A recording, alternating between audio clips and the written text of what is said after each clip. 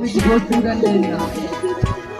Dandeettii dubbisuu, dubbachuu, barreessuu, kanneen gonfachiifnee barana dorgomaa akkamitti boona?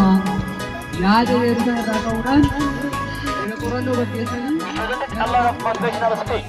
But here also we have a beautiful motivational speech at home. Our students prepared very well for it.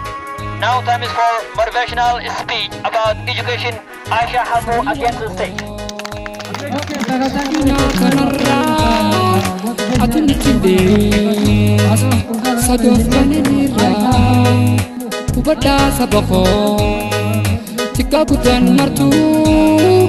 Ulfina kabaja wala buman qabdu kanu yeronam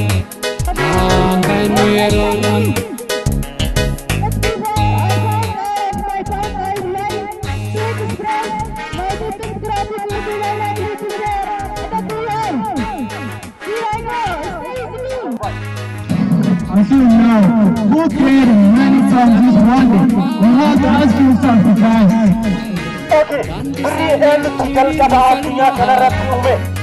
Kuliah mata kita hambara tukasi mata kita tahu itu apa.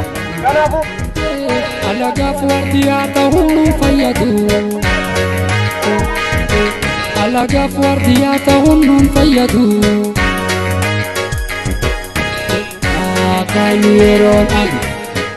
Akaniron am it is time to rise up. Because if you try, you must try. Okay, thank you for your time and practice. Okay, mama tak kami jete har din kinin mama tak kami jete har kalagi nam to bestu bade wan pere sinjere asa hindadi undam senjabi dam sa police ye kanja kanabu tira yukan kuwa jete kongi makat jete kati barat tajer. Okay, kanabu upaja kerana kita alim masih sanggatanen jana ini tidak terus. Jabber and Nurdin, we thank you a lot. Keep going, keep moving forward. We are proud of you guys. Now we are continuing our program. The next program will be the motivational speech about time. Aloya Jalil to the stage. Aloya to the stage.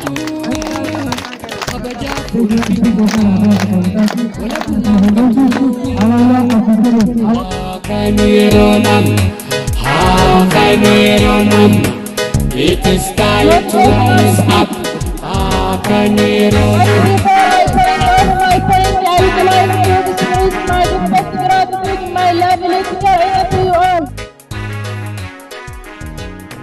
Ibu kodam maleware gama Kanani milkawan wala bumba Kanam tokoti erong kanu amma Kanam tokoti erong kanu amma Kanu erong Kanu erong It is time to rise up. Kanu erong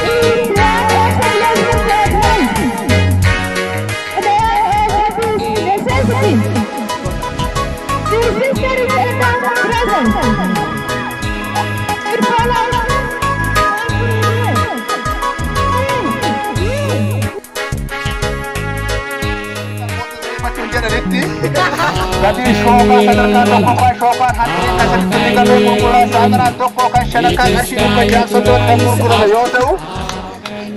Shoka seritin kumpulan lain kan ada perkara sih di pasal ini setiap sama yo tahu shoka.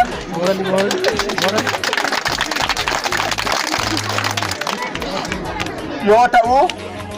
Shokan gasho nyatun ni shoka wan tiba yatir akamare berbeda wan tiruk hala gari kunu kame jero gababatti shokan gasho fi adde gaba sambitu takadiyat tigafa taman shoka obbo sataran adde saniro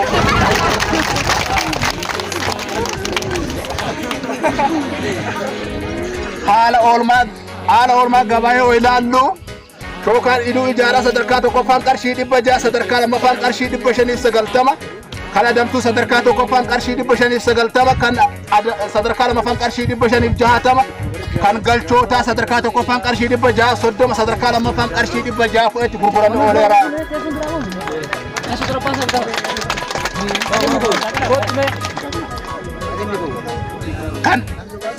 Kan daddee ammoo pooppoon tokko qarshii 40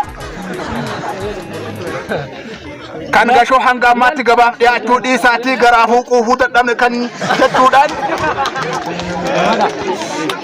garaafuu quufuu dadhabne jechuudhaan itti gaafatamni shookaa rakkoo bakka bu'ee obbo Busmaarri gabaasanii jiru.